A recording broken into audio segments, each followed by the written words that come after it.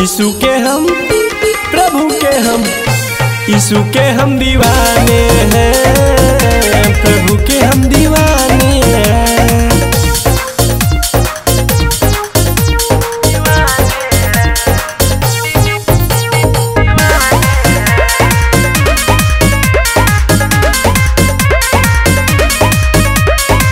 जो रखता हमें हरदम खुश, होने न देता कभी मायूस।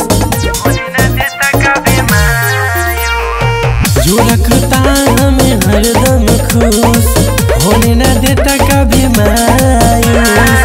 बस उसके ही गुण गाने हैं, यीशु के हम, प्रभु के हम, यीशु के हम दीवाने हैं, प्रभु के हम दीवाने हैं।